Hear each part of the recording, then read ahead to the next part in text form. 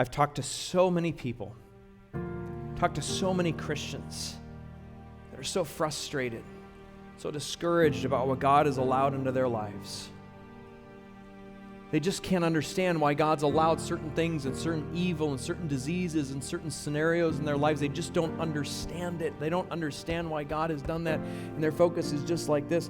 To this day, I can never understand. I will never understand back in 2009 why God didn't allow us to adopt these two little girls that were sisters in our home.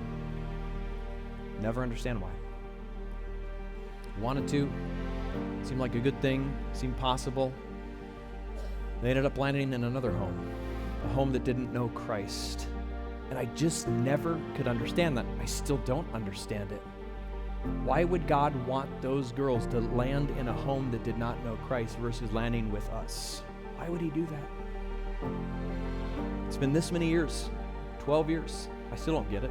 Still don't understand it. Except for the fact that when I look back on it now, if I take my hands away from my face, if I stop looking in and start looking up, I realize that maybe if we would have landed that particular adoption, that we may not have been connected with my son Elijah's biological mother,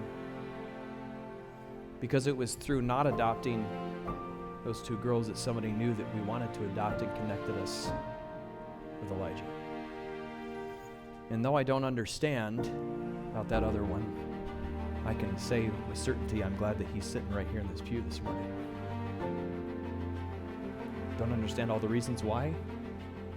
But man, how easy it is to just do this. God, why?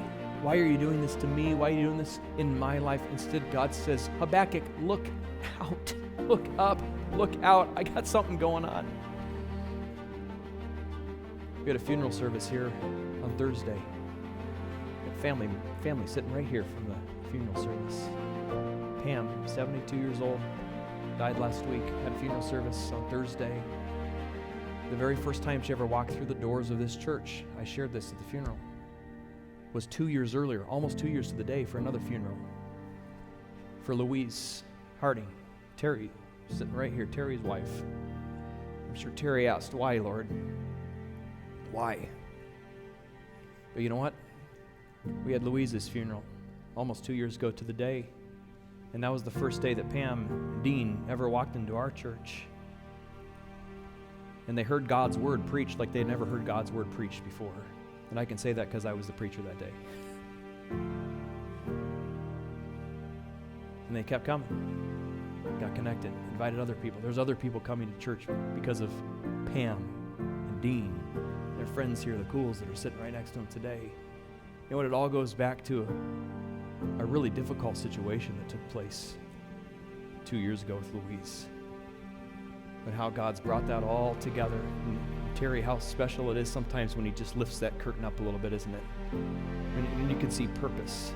You can see behind that curtain. And listen, God doesn't always lift the curtain up. He doesn't. He doesn't always lift that curtain up. But we need to have the faith that even if he doesn't give us the peek behind the curtain, we have to have faith to know that there is something going on behind that curtain. God says to Habakkuk, stop this and look up, look out. I'm working. I'm on the move. I'm doing something. And it's bigger than you can imagine.